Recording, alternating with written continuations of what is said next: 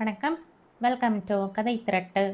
நம்ம சேனலை இது வரைக்கும் சப்ஸ்கிரைப் பண்ணாதவங்க சப்ஸ்கிரைப் பண்ணுங்கள். பக்கத்தில் இருக்கிற பெல் ஐக்கானை கிளிக் பண்ணி ஆல்ங்கிற ஆப்ஷனை ப்ரெஸ் பண்ணுங்கள். ஸோ தட் நான் போடுற கதைகளை உடனுக்குடனே நீங்கள் கேட்கலாம். வாங்க கதைக்குள்ளே போகலாம். கோவிலில் சாயங்கால பூஜை தீபாராதனை நடந்து கொண்டிருந்தது. மாடுகள் பசும்புல் மேய்ந்ததன் அறிகுறியாக வாயில் அதன் நறுமணம் கமழ்ந்தது. கழுத்தில் மணிகள் டன டனவென்று ஆடி சங்கீதம் புரிந்தன. கோவில் மணிக்கு அபிநயம் பிடிப்பது போல் தலைகளையும் கொம்புகளையும் ஆட்டி ஆட்டி தங்கள் சகிகளை திரும்பி திரும்பி பார்த்து மோன பாஷையில் சாகச பேச்சுக்கள் நடத்தி கொண்டு வயிறு குலுங்க பள்ளி விட்ட சிறு பிள்ளைகளைப் போல் ஓடோடியும் வீடு திரும்பின அந்த மாடுகள். வகுப்பில் உபாத்தியாயரிடம் அடி வாங்கின பையனைப் போல் ஓர் இரண்டு பசுக்கள் மாத்திரம் தெரு ஓரத்தில் கிடக்கும் இலை புல் வகையறாக்களை மென்று கொண்டு நின்று தயங்கி மெல்ல வீடு நோக்கின. ஆனால் சுரபி என்ற பசு மாத்திரம் அவர்கள் வகையை சேர விரும்பவில்லை போலும்.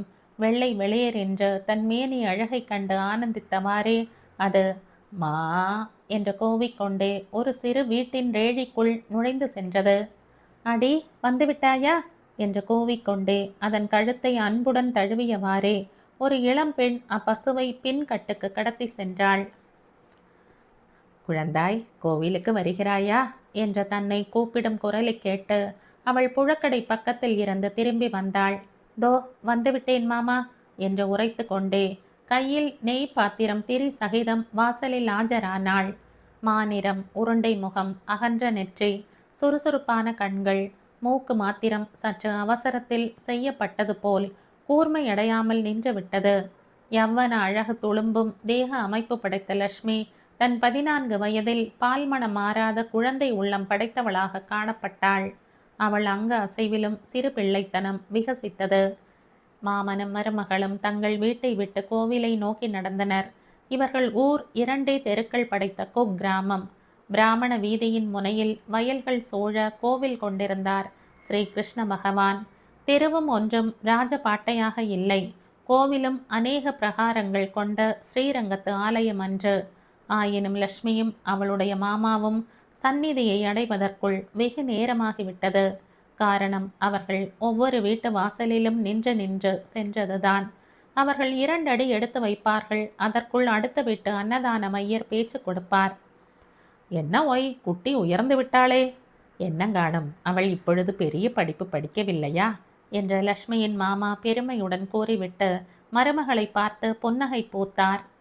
என்ன, இந்த வருஷத்தோடு படிப்பை நிறுத்திவிட வேண்டியதுதானே? ஆமாம், ஏதாவது ஒரு நல்ல வரனாக பார்த்து இவளை ஒருவனிடம் ஒப்படைத்து விட்டேன் என்றாள்.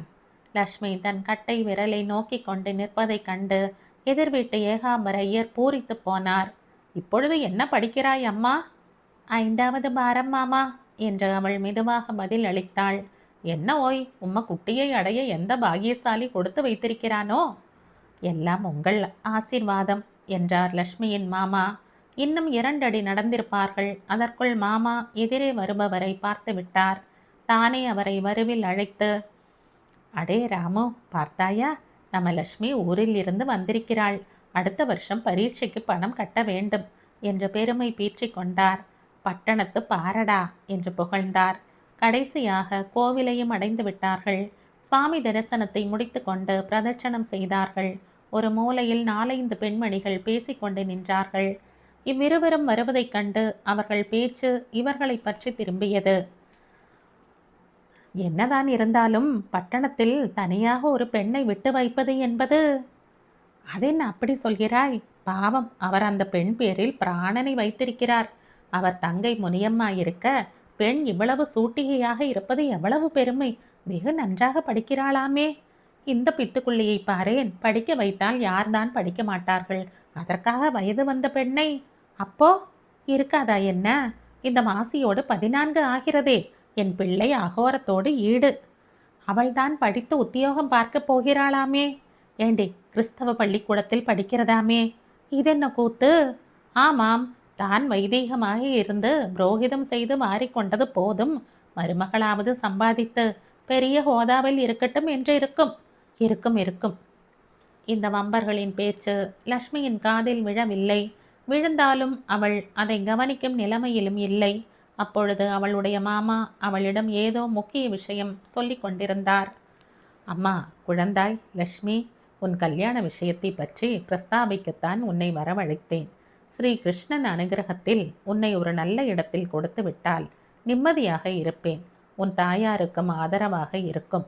ஆனால் நல்ல வரன்கள் கிடைப்பதுதான் கஷ்டமாக இருக்கிறது. லக்ஷ்மி தலை குனிந்த யோசனையில் ஆழ்ந்தாள். அவள் முகத்தை கவனித்த மாமா அவள் லஜ்ஜை படுகிறாள் என்று நினைத்தார். என்னம்மா செய்வது? உன் அம்மா எல்லாம் தெரிந்தவளாக இருந்தால் இந்த விஷயத்தை உன்னிடம் பிரஸ்தாபித்தே இருக்க மாட்டேன். ஆனால் நீ புத்திசாலி. அடுத்த ஊரில் ஒரு வரன் இருக்கிறது. பெரிய குடும்பம்தான். பையனுக்கு SSLC தவறிவிட்டதாம். ஏதோ கடையில் வேலையாக இருக்கிறானாம். உனக்கு சம்மதமானால் அதற்காகத்தான் உன் படிப்பையும் நிறுத்திவிட வேண்டும் என்று பார்க்கிறேன். சங்கோஜப்படாமல் உன் அபிப்பிராயத்தை சொல். மாமா, நான் சொல்வதை சொல்லிவிடுகிறேன். உங்கள் இஷ்டத்திற்கு ஒரு நாளும் எதிர் சொல்ல மாட்டேன். நீங்களும் யோசனை செய்து பதில் சொல்லுங்கள். என்னையோ 5வது பாரம் வரை படிக்க வைத்து விட்டீர்கள். ஏதோ தெய்வ சங்கல்பமாக எல்லாவற்றிலும் முதலிலும் தேறி இருக்கிறேன். அவனோ பரீட்சை தேரவில்லை என்கிறீர்கள். கேவலம் அவனை காட்டிலும் குறைவாக இருக்க வேண்டும் என்று என்னை படிப்பை நிறுத்தி கல்யாணம் செய்து வைத்து விட்டால் அவனிடம் நான் மரியாதையுடனும் பக்தி அன்புடனும் பழக முடியுமா? அதுவானாலும் போகட்டும். நாம் ஏழைகள்.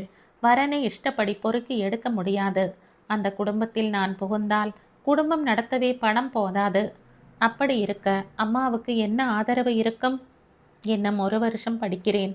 படிப்புக்காக சற்று யாராவது சுமாரான ஸ்திதியில் இருக்கும் வயதான பிள்ளையோ அல்லது இளையாளாகவோ ஒரு இடம் கிடைக்கலாம். அப்பொழுதென்றால் அம்மாவை என்னுடன் வைத்து கொள்ளலாம். அப்படி ஒன்றும் கிடைக்கவில்லை என்றாலும் படிப்பு கையில் இருந்தால் ஏதோ ஒரு உத்தியோகமாவது பார்க்கலாம். நீங்கள் என்ன சொல்கிறீர்கள்? நீ சொல்வதும் வாஸ்தவம்தான். உன் புத்திக்கு நான் மெச்சினேன். இனி 1 வருஷமும் படித்துவிடு, பிறகு பார்த்து கொள்ளலாம். அப்படியும் ஒன்றும் நான் கூறியபடி வரன் கிடைக்கவில்லை என்றால் உங்கள் இஷ்டப்படி யாரை வேண்டுமானாலும் மணந்து கொண்டு உங்கள் நல்ல பெயருக்கு ஹானி வராமல் நடந்து கொள்வேன். இது நிச்சயம் என்று வாக்குறுதி கொடுத்தாள் லக்ஷ்மி. அவளுடைய மாமாவின் கண்களில் இருந்து தாரை தாரையாக நீர் பெருகியது. அம்மா, உன் புத்தியை பார்த்து சந்தோஷப்பட உன் அப்பா இல்லாமல் போய்விட்டாரே என்று அவர் வருத்தப்பட்டார். அவர் அவ்வாறு இறந்து போன தன் மைத்துனனை நினைப்பதற்கு காரணம் இருந்தது. லக்ஷ்மியின் தகப்பனார் மிகவும் படித்தவர், நல்ல விவேகி. பெண் அந்த புத்தியையே கொண்டு வந்திருந்தாள். இது நல்ல காலம் என்றுதான் சொல்ல வேண்டும். இல்லாவிடின் தாயாரின் புத்தியை கொண்டு வந்திருந்தால் இருவரும் பிழைப்பது எப்படி? முனியம்மா இளையாளாக வாழ்க்கைப்பட்டவள். 2ம் கெட்டான் என்று கூறப்படும் வர்க்கத்தை சேர்ந்தவள். மூத்த ஆளுக்கு ஒரு பிள்ளை இருந்ததாக கேள்வி. அவன் எங்கேயோ வடதேசத்தில் இருந்தான். தகப்பனார் இருந்தபோதே அதிக போக்குவரத்து இல்லை. ஆயினும் அவர் இறந்து கடைசி கிரியைகள் ஆன பிறகு தன் சித்தியையும் 3 வயது தங்கை லக்ஷ்மியையும் தன்னுடன் அழைத்து போவதாக முன் வந்தான். ஆனால் அந்த அம்மாளுக்கு யாரோ வேண்டாம் என்று போதித்து விட்டார்கள். சொல்லி கொடுக்காவிட்டாலேயே மிகவும் தெளிவு. இதில் வேறு உபதேசம் கிடைத்துவிட்டால் கேட்க வேண்டுமா? ஏண்டாப்பா, எனக்கு அண்ணன் இல்லையா, அக்கா இல்லையா? உன் பெண்டாட்டிக்கு சேவகம் செய்ய என்னை கூட்டிக் கொண்டு போக பார்க்கிறாயாக்கும்? என் குழந்தையை எங்கள் அகத்தில் ராஜபோகத்தில் வைத்து கொள்வார்கள். உன் தயவு வேண்டாம் என்று வெடுக்கென்று கூறினாள் அவள். குக்கிராமத்தில் புரோகிதம் செய்து தங்கையையும் மருமகளையும் ராஜபோகத்தில் வைத்து கொள்ளும் மாமாவை ஒரு முறை பார்த்தான் அண்ணன். தன் சிரிப்பை அடக்கி கொண்டு, இல்லை சித்தி, என் தங்கையை ஸ்திதியில் வைத்து கொள்வது என் பொறுப்பு அல்லவா? என்னுடன் வாருங்கள் என்று மீண்டும் அழைத்தான். மூத்தாள் நாட்டு பெண் இளையாள் பெண்ணுக்கு செய்யும் உபச்சாரம் எப்படிப்பட்டது என்று எனக்கு தெரியும். அங்கே எல்லாம் வேலைக்கு ஆள் கிடைப்பதில்லையாமே, எனக்கு தெரியாதா? சம்பளம் இல்லாத சமையற்காரியாக அழைத்து போகிறேன் என்கிறாய். உனக்கு பிள்ளை குட்டி இல்லாவிட்டால் என் பெண்தானா அகப்பட்டாள்? யாரையாவது தத்து எடுத்து வளர்த்து கொள்ளேன். அந்த வார்த்தை அவனுக்கு சுருக்கென்று பட்டு விட்டது. இனி அவளுடன் பேசி பயன் இல்லை என்று எண்ணி அவன் ஊருக்கு திரும்பி விட்டான். முனியம்மாவும் பெண்ணை அழைத்து கொண்டு தமையன் வீட்டுக்கு சென்றாள். அங்கு கொஞ்ச நாட்கள் இருப்பதற்குள் மதனிக்கும் நாத்திக்கும் மனஸ்தாபம் வர ஆரம்பித்தது. பிறகு இவள் தன் தமக்கை வீட்டுக்கு சென்றாள். அங்கும் தமக்கையின் நாட்டு பெண், சமந்தி பெண், மாப்பிள்ளை முதலியவர்கள் வரும் இடத்தில் ஏதோ எக்கச்சக்கமாக பேசி கொண்டிருப்பாள். அவர்கள் மெல்ல இங்கிதமாகவே அவளை மீண்டும் தமையன் வீட்டுக்கு அனுப்பிவிட்டார்கள். அங்கே அந்த ஏழை குடும்பத்தில் தன் பெண்ணுக்கு பட்டு பாவாடை தைக்க வேண்டும் என்று பிடிவாதம் பிடித்து பேசுவாள் முனியம்மா. அவள் சுபாவம் அறிந்து அவள் மதனியும் குழந்தை லக்ஷ்மியின் பொருட்டாக எல்லாவற்றையும் பொறுத்து கொண்டே இருந்தாள். என் 500 ரூபாயை கொடு, பளிச்சென்று குழந்தைக்கும் 2 பாவாடை தைத்து நானும் தாராளமாய் புடவை வாங்கி கட்டிக்கொள்கிறேன். சாப்பிட ஒரு வெள்ளித்தட்டு வாங்க வேண்டும். இந்த இலைக்கு இப்படி சங்கடப்பட முடியுமோ? பணம் என்னத்துக்கு, சமயத்துக்கு இல்லாமல் என்ற முனியம்மா கேட்பது ஒரு வேடிக்கையாகிவிட்டது. அவள் தமையன் அந்த ரூபாயை ஜாக்கிரதையாய் வைத்திருந்தார். லக்ஷ்மியின் சூட்டிக்கையான புத்தியை கண்டு மெல்ல 4 இடத்தில் சிபாரிசு பிடித்து இலவசமாக படிப்பு சொல்லிக் கொடுத்தார். அந்த கிராமத்தில் 5வது வகுப்பு முடிந்தவுடன் அவர் தன் மருமகளை சென்னைக்கு அழைத்து சென்று அங்கே பெரியோர்களை கெஞ்சி இலவச பாடசாலையில் சேர்த்துவிட்டு தங்க வசதிகளும் செய்துவிட்டு வந்தார். தனக்கு ஏதோ தீங்கு செய்து விட்டதாக அபிப்பிராயம் முனியம்மாவுக்கு. அவளை மெல்ல சமாதானப்படுத்தி வைத்து கொண்டிருந்தார் தமையன். லக்ஷ்மி விடுமுறைக்கு ஊருக்கு வந்துவிட்டு போகும்போதெல்லாம் குழந்தைக்கு பட்ட ஆடைகளும் ஸ்வர்ண ஆபரணங்களும் இல்லாமல் அனுப்புவதா என்று கத்துவாள் அவள் தாயார். உலகமே தன்னை தன் குழந்தையிடமிருந்து பிரிப்பதாக நிந்திப்பாள். இதனால் எல்லாம் சிறுமி லக்ஷ்மிக்கு புத்தி விசாலமாயிற்றே தவிர கெடவில்லை. தன் அன்னையை அவள் குழந்தை போல் பாவிக்கலானாள். தனது மாமாவிடத்தில் பூரண நம்பிக்கை வைத்து படிக்கலானாள். ஆனால் மதியோடு பிழைக்க தயாராக இருந்த லக்ஷ்மியின் வாழ்க்கையில் விதி வந்து குறுக்கிட்டது. அவள் SSLC பரீட்சை எழுதுவதற்குள்ளாகவே அவள் மாமா இறந்து விட்டார். எல்லோரிடமும் என்ன பெருமை அடித்து கொண்டாரடி பாழும் பிராமணன், என் மருமகளாக்கும் பணம் கட்டி பரீட்சை எழுதுகிறாள் என்ற இருமாப்பு கொண்டாரே, அதை பார்க்க அவர் கொடுத்து வைக்கவில்லையே என்ற மாமி கதறியது லக்ஷ்மியின் உள்ளத்தை உருக்கியது. கடைசி வரை லக்ஷ்மி கழுத்தில் தாலி ஏறாமல் நான் போகிறேனே என்று சொல்லி கொண்டார் அவர் என்று கேட்டு முந்தைய வருஷம் அவர் சொற்படி மணந்து கொள்ளாமல் போய்விட்டோமே என்று வருத்தப்பட்டாள் லக்ஷ்மி. பிறகு தானே தன்னை சமாதானப்படுத்தி கொண்டாள். நாமும் புக்ககம் போய்விட்டு மாமாவும் இல்லாவிட்டால் அம்மா கதி என்ன, இதுவும் ஒரு நன்மைக்குத்தான் என்று அவள் தீர்மானித்து கொண்டாள். பிறகு அவள் தன் தாயாரை மாமையின் கூடவே இருக்கும்படி கூறிவிட்டு மிகுதி படிப்பையும் முடிக்க சென்னைக்கு சென்றாள். பரீட்சைகள் முடிந்துவிட்டன. எல்லாவற்றிலும் நன்றாகவே எழுதிவிட்டாள் லக்ஷ்மி. அவள் சாமான்களை கட்டிக்கொண்டு ஊருக்கு திரும்ப ஆயத்தம் செய்து கொண்டிருந்த சமயம் அப்பொழுது யாரோ அவளை பார்க்க வந்திருப்பதாக வேலைக்காரன் வந்து கூறினான். யாராக இருக்கக்கூடும் என்று யோசித்தவளாய் அவள் வெளியே வந்து பார்த்தாள். தன் பெரியம்மாவின் மகன் நின்று கொண்டிருந்தான். என்னண்ணா, ஏது இப்படி என்று சந்தோஷமாக அவனை வரவேற்ற லக்ஷ்மி சட்டென்று நிறுத்தி கொண்டாள். அவள் கண்கள் பீதியுடன் அவனை நோக்கின. அம்மாவும் மாமி? இல்லை அம்மா, அம்மாவுக்கு உடம்பு ஒன்றுமில்லை. இல்லை என்றுதான் நினைக்கிறேன். பின்ன உன் அம்மா ஊரில் இல்லை, உன்னை பார்ப்பதாக கூறிவிட்டு 20 நாட்களுக்கு முன் ஊரை விட்டு புறப்பட்டு வந்தாள். இதுவரை ஒன்றும் தகவல் இல்லை. நேற்று உன் அம்மா பெயருக்கு நீ எழுதிய கடிதம் வந்தது. அப்பொழுதுதான் எங்களுக்கு உன் அம்மா இங்கு வரவில்லை, உனக்கு ஒன்றும் தெரியாது என்று தெரிந்தது. உன் பெரியம்மா உன்னை அழைத்து வரும்படி என்னை அனுப்பி வைத்தாள் என்று விவரமாக கூறினான் அவன். லக்ஷ்மி தலையில் இடி விழுந்தவள் போல் அமர்ந்து விட்டாள். இந்த உலகில் அவளுக்கு தெரிந்தது தாயும் மாமனும் தான். மாமாதான் போய்விட்டார். பேயானாலும் தாய் என்று தாயிடம் போக குதித்து கொண்டிருக்கும் பெண்ணுக்கு இந்த செய்தி எப்படி இருக்கும்? ஒருவேளை சித்தி எங்காவது குளம் குட்டை என்று ஆரம்பித்தான் சிவராமன். லக்ஷ்மி நிமிர்ந்து அண்ணனை நோக்கினாள். ஒரு காலம் மாட்டாள். இந்த ஊரில் எங்கேயாவது என்னை தேடி அலைந்து கொண்டிருக்கிறாளோ என்னவோ. சரி, கிளம்பு, ஊருக்கு போவோம், பிறகு நான் திரும்பி வந்து தேடுகிறேன் என்று அவளை சமாதானப்படுத்தினான் சிவராமன். எப்பொழுது அண்ணா ரயில்? 8 மணிக்கு. அப்படியானால் வாயேன், கோவிலுக்கு போய் அர்ச்சனை செய்துவிட்டு வருவோம். நான் வேண்டிக் கொண்டேன், அந்த ஈஸ்வரன் என்னை காப்பாற்றாமலா போய்விடுவான்? ஏழைக்கு தெய்வம் தானே துணை. என்ன அம்மா அப்படி சொல்கிறாய்? நாங்கள் உன்னை அப்படி நிராதரவாய் விட்டு விடுவோமா? மன்னித்து விடு அண்ணா. என்னவோ என் மனசு இருக்கும் கஷ்டத்தில் ஏதோ உளறிவிட்டேன். லக்ஷ்மி கிராமத்துக்கு வந்து விட்டாளே தவிர அவள் மனம் நிம்மதியற்று அலைந்தது. மேலும் பெற்ற தாயை பற்றி 4 பேர் 4 விதமாக கூறுவதை கேட்க அவளுக்கு மிகவும் வேதனையாக இருந்தது. வெளியே காட்டிக்கொள்ளாமல் அவள் முள்ளின் மேல் நிற்பது போல் ஒவ்வொரு மணியையும் தள்ளினாள். அத்துடன் அவளுக்கு தன் பிற்காலத்தை பற்றியும் ஒன்றும் தெரியவில்லை. மாமா தங்களுடைய மொத்த சொத்தான 500 ரூபாயை என்ன செய்தார்? இனிமேல் பெரியம்மா முன்னே நின்று தன் கல்யாணத்தை செய்து வைப்பாளா? அப்படித்தான் விவாகம் முடிந்துவிட்டாலும் அம்மாவை ஆதரிக்கும் இடமாக கிடைக்குமா? இவ்வாறெல்லாம் அவள் மனம் உழன்றது. இல்லையில் பெரியம்மா வீட்டில் அம்மாவுக்கு நிரந்தரமாக புகலிடம் கிடைக்குமா?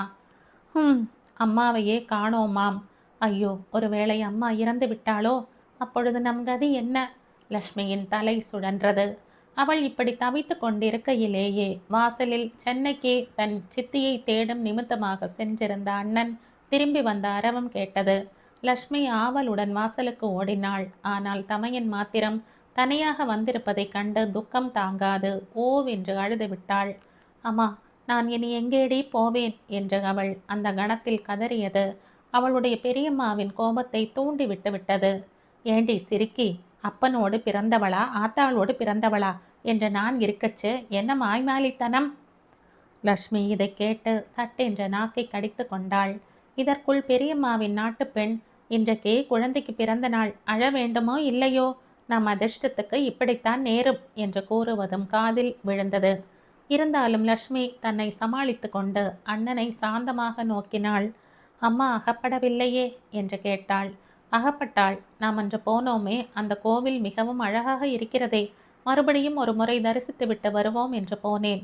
அங்கே உன் அம்மா ஒரு மண்டபத்தில் 4-5 ஸ்திரீகளுடன் பேசிக்கொண்டு உட்கார்ந்திருந்தாள். நான் சித்தி என்று கூப்பிட்டதும் என்னை பார்த்துவிட்டு எழுந்து வந்தாள். நான் எல்லா விவரத்தையும் சொல்லி நீ காத்து கொண்டு இருப்பதாகவும் இங்கு வர சொல்லியும் கூப்பிட்டேன்.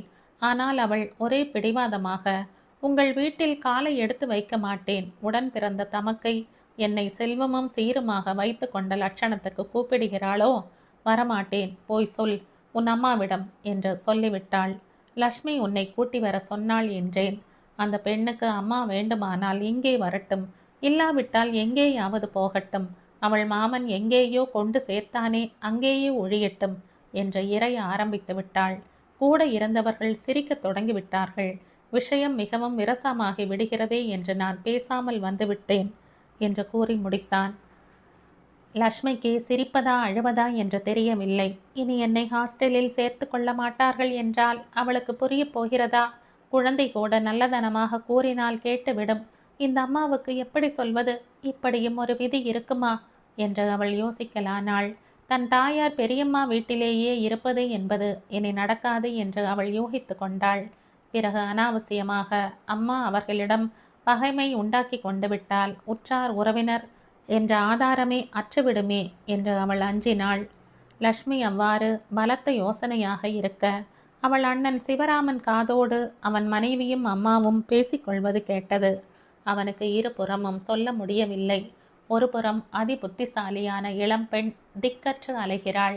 மற்ற பக்கம் என்றென்றும் ஒன்றாக வாழ்க்கை நடத்த வேண்டிய மனைவியும் தாயாரும் அதிக பண்பு அறியாத பட்டிக்காட்டு ஸ்திரீகள் அவர்கள். என்ன யோசனை செய்கிறாய் லக்ஷ்மி என்ற தங்கையிடம் வந்த சிவராமன் கேட்டான். என்ன செய்வது என்றுதான் ஒன்றும் புரியவில்லையே. நான் நாளைக்கு காலை புறப்பட்டு சென்னை போகலாமா என்று பார்க்கிறேன். தனியாகவா? எனக்கு தனி என்ன அண்ணா, இதுவரை ஒவ்வொரு தடவை பள்ளிக்கூடம் போகும்போதும் தனியாகத்தானே போய்க் கொண்டிருக்கிறேன். அது ஒன்றும் பயமில்லை. மேலே என்ன செய்வது என்பதுதான் பிரச்சனை. என்ன செய்வாய்? அங்கே எனக்கு மிகவும் வேண்டிய உபாத்தியாயினி ஒருத்தி இருக்கிறாள். அவளிடம் போய் சேர்ந்து விட்டால் ஏதாவது வேலை பார்த்து கொடுக்கும்படி கேட்கலாம் என்றிருக்கிறேன். அவள் வீட்டிலேயே ஒரு அறை வைத்து கொண்டிருப்பது, பட்டணத்தில் தனியாக இருப்பது கஷ்டமாயிற்றே. அவள் உறக்க கூட பேசவில்லை. தனக்குத்தானே பேசிக்கொள்வது போல்தான் இருந்தது. ஏனம்மா லக்ஷ்மி, உனக்கு இங்கு இடம் இல்லையா? நீ கல்யாணம் செய்து கொள்ள வேண்டாமா? என்னால் ஆனது. அண்ணா, நீ சொல்வது உன் பெருந்தன்மையையே எடுத்து காட்டுகிறது. இருந்தாலும் யோசித்துப்பார். உன் குடும்பத்தோடு இன்னும் 2 ஆட்களை சேர்த்து கொள்வது கஷ்டம்தானே. சாதம் வேண்டுமானால் போட்டு விடலாம். மேலும் அனாவசியம்தானே. மாமா என்னை படிக்க வைத்ததற்குத்தான் ஒரு பயன் வேண்டாமா?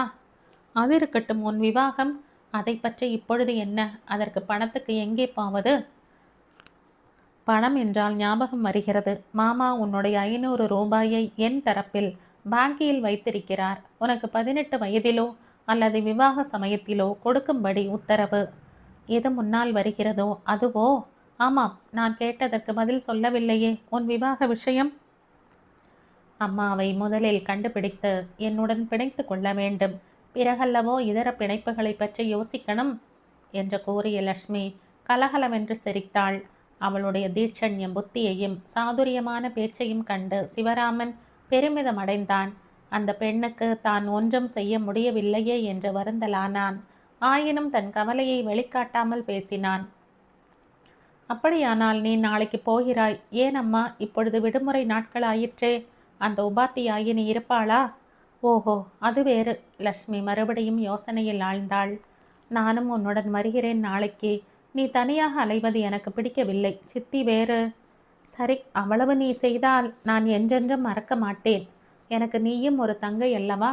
என் பொறுப்பை நான் செய்ய நீ நன்றி செலுத்த வேண்டுமா? அப்புறம் என்ன, உனக்கு பணம் ஏதாவது வேண்டுமா? இருந்தால் 20 ரூபாய் கொடு. சென்றவுடன் வேண்டி இருக்குமோ இல்லையோ, அத்துடன் வேலை கிடைக்கும் வரை வேண்டும். அப்படி வேலை கிடைக்காவிட்டால் அம்மாவை நல்லதனப்படுத்தி இங்கே அழைத்து வந்து விடுகிறேன். பிறகு உன் பொறுப்பு. அந்த பேச்சு சிவராமனுக்கு அமிர்தமாக இருந்தது.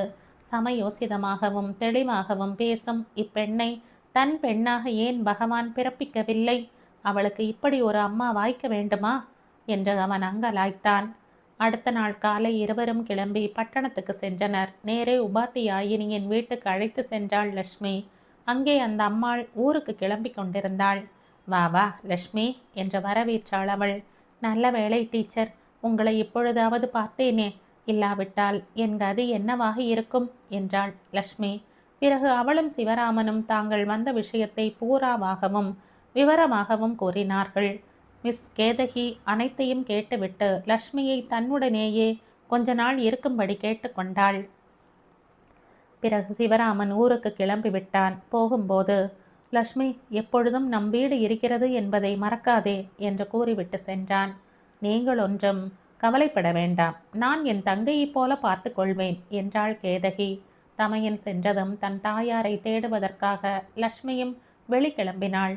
இந்த பெரிய ஊரில் எங்கே என்று தேடுவாய் லக்ஷ்மி என்றாள் கேதகி. எப்படியாவது தேடுவது என்றுதானே வந்திருக்கிறேன். அவளுக்கு இந்த ஊரில் யாரும் தெரியாது.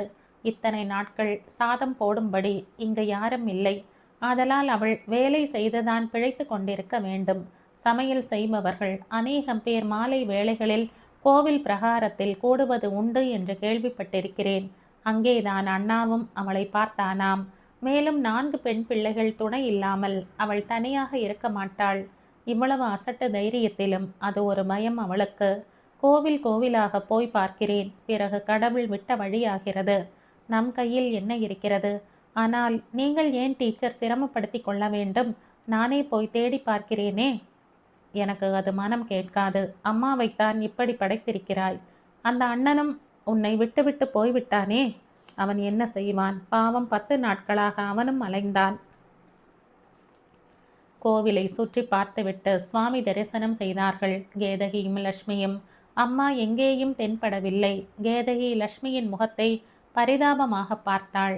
ஆனால் லக்ஷ்மியின் மனம் என்ன பாடுபட்டதோ அவள் முகத்தில் ஒன்றும் தெரியவில்லை. அவள் சாந்தமாகவே காணப்பட்டாள். லக்ஷ்மி, என்னம்மா செய்ய போகிறாய்? இருக்கட்டும், யோசனை செய்வோம். ஈஸ்வரன் ஒரு வழி காட்ட மாட்டானா? ஆமாம், நீங்கள் எப்பொழுது கிளம்ப வேண்டும்? நான் இன்று சாயங்காலம் போகலாம் என்று இருந்தேன்.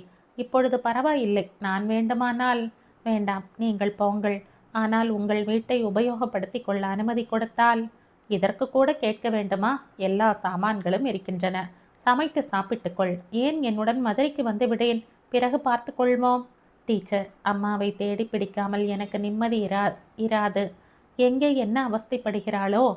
அப்பொழுதுதான் லக்ஷ்மியின் முகம் விசனத்தை காண்பித்தது. கேதகியின் மனம் உருகிவிட்டது. அவள் கண்களில் நீர் நிரம்பியது. அவள் லக்ஷ்மியை தன் மார்புடன் அணைத்து கொண்டாள்.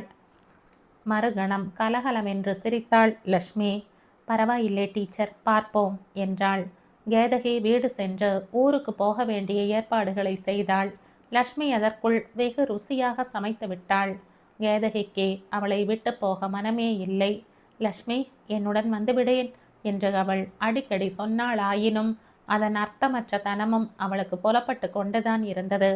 பிறகு அவள் அந்த வீட்டுக்கார பாட்டியை லக்ஷ்மிக்கு இரவில் துணையாக படுத்துக்கொள்ள சொல்லிவிட்டு அவளை ஜாக்கிரதையாக பார்த்து கொள்ளும்படி கூறிவிட்டு புறப்பட்டாள். ரயில் வரை கூட சென்றாள் லக்ஷ்மி. ரயில் புறப்படும் போது கேதகி, லக்ஷ்மி, கவலைப்படாதே.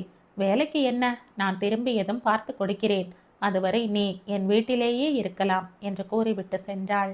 லக்ஷ்மி வீடு திரும்பியதும் சாப்பிட்டு விட்டு படுத்து கொண்டாள். அந்த பாட்டியும் அவளுக்கு துணை இருக்கவே அவளுக்கு தூக்கம் இல்லாமல் இருந்ததற்கு பயம் இல்லாமல் இருந்தது. இரவு முழுவதும் அவள் யோசனை செய்தவாறே கிடந்தாள்.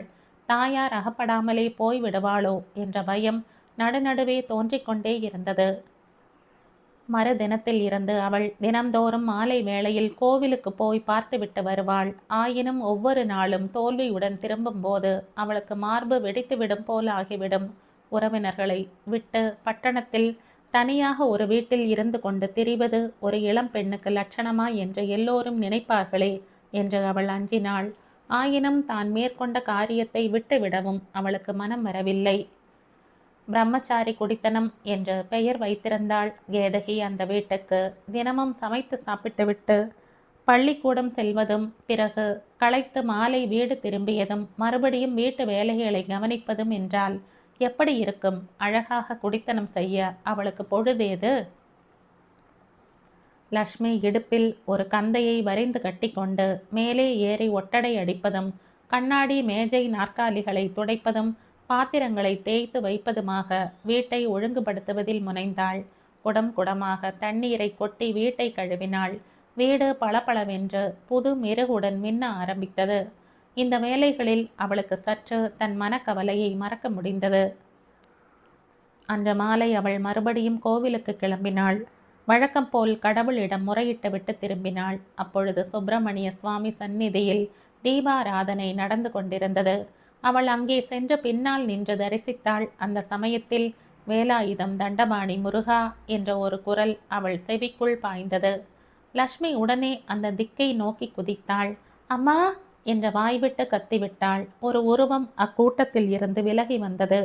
அடி என் கண்ணே, எங்கேடி வந்தாய் என்று தன் மகளை கட்டி கொண்டு கூவ ஆரம்பித்து விட்டாள் முனியம்மா. லக்ஷ்மிக்கும் தொண்டை கரகரத்தது. ஆயினும் சமாளித்து கொண்டு அவள், இங்கே கத்தாதே அம்மா என்ற அன்னையை அடக்கி அவளை வெளியே அழைத்து சென்றாள். குளத்தங்கரையில் இருவரும் அமர்ந்தார்கள். இந்த படித்துறையை பார், ஸ்படிகம் போல் இங்கேதான் நான் துணியை தும்பை பூவாக தோய்த்து கட்டிக்கொள்வது. சுவாமி தரிசனம் கண்கொள்ளா காட்சி. எப்படி இருக்கிறது? விட்டு வர எனக்கு மனசு வருமா? பாசி படிந்து கிடந்த அந்த துறையை நோக்கினாள் லக்ஷ்மி. தும்பை பூவுக்கு பச்சை நிறம் என்பது அம்மாவின் எண்ணம் போலும் என்று அவள் நினைத்து கொண்டாள். ஆயினும் ஹாஸ்யத்தில் திளைக்க அவள் மனபாரம் அப்பொழுது இடம் கொடுக்கவில்லை. சாப்பாட்டுக்கு என்னம்மா செய்வாய் என்று கேட்டாள் அவள். அதற்கென்னடி? அம்மாவின் குரல் ஒருவித கீச்சுடன் விளங்கிற்று. அதற்கென்னடி பிரமாதம்? கை உழைத்தால் சாப்பாடு. நான் என்ன கையால் ஆகாத பிணமா? அப்படித்தான் இல்லை என்றால் சுவாமி பிரசாதம். ஆகா, என்ன ருசி தெரியுமா? கொடுத்து வைக்க வேண்டுமே. ஆகா. அம்மா, இந்த குளத்திலே குளித்துவிட்டு பட்டை சாதமா சாப்பிட்டு கொண்டிருந்தாய்? லக்ஷ்மியின் குரலிலும் கண்ணீர் உதிர்ந்தது. ஆமாம், அதற்கென்னடி? நீ போய் பார், எவ்வளவு நன்றாக ஏற்பாடு நடக்கிறது என்று. கொஞ்சம் பணமும் சம்பாதித்து வைத்திருக்கிறேன். ராத்திரி படுக்கை கோவில் பிரகாரத்தில்தான். என்ன ஜிலு ஜிலுவென்று காற்று வருகிறது தெரியுமா? உடம்புக்கு என்ன இன்பம். எவ்வளவு பணம் வைத்திருக்கிறாய்? இத்தோடு 4 வீடு வேலை பார்த்தேன். 15 ரூபாய் கிடைத்தது. யாரோ ஏழை பெண்ணுக்கு கல்யாணம் செய்கிறாளாம். அதற்கு 5 ரூபாய் கடன் கொடுத்தேன். 7 ரூபாய் என் சிநேகிதி வைத்து கொண்டிருக்கிறாள். வேறு ஒரு சிநேகிதி வீட்டில் சாப்பிட்டதற்கு 2 ரூபாய் கொடுத்து விட்டேன். 1 ரூபாய் என் மடியில் இருக்கிறது. அந்த ஜட்ஜ் வீட்டில் ஒரு வளையல் வாங்கினார்கள். ஒரு ஜதை 1 ரூபாயாம்.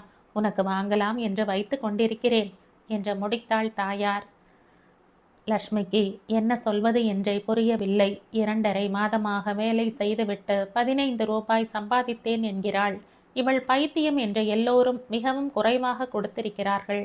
அந்த பணத்தையும் 10 இடத்தில் கொடுத்துவிட்டு நிற்கிறாள். அவர்கள் ஊரில் வண்ணார சொட்டை ஒரு பாட்டு பாடுவான். 3 அரிசி கொதிக்க வைத்தேன். 2 அரிசி பச்சை, 1 வேகவே இல்லை. ஊசி முனையிலே 3 கிணறு வெட்டினேன். 2 கிணறு பாழ், 1 தண்ணியே இல்லை. அதுபோல்தான் இருந்தது தன் தாயார் சங்கதியும். அவள் மூளை தீவிரமாக வேலை செய்ய ஆரம்பித்தது. அம்மா, இப்பொழுது எங்கேயாவது அமர்ந்திருக்கிறாயா? இல்லை, அவர்கள் வீட்டு பெண்ணுக்கு கல்யாணம். சீர்வரிசைகளை பற்றி சற்று ஏதோ சொன்னேன். போய் என்று அனுப்பிவிட்டார்கள். போனால் போகட்டுமே. செடி வைத்தவன் ஜலம் வார்க்கிறான். என்னை நம்பி இவர்கள் பிறந்தார்களா? அல்லது அவர்களை நம்பித்தான் நான் பிறந்தேனா? சரி சரி, உனக்கு வேதாந்தம் குதிர்ந்து விட்டது என்று அவளை அடக்கினாள் லட்சுமி. பிறகு தாயாரை அழைத்து கொண்டு அவள் வீடு திரும்பினாள். வாசலில் வீட்டுக்கார பாட்டி அவளை வரவேற்றாள். இந்த கதையின் தொடர்ச்சியை அடுத்த பதிவில் கேட்கலாம். நன்றி.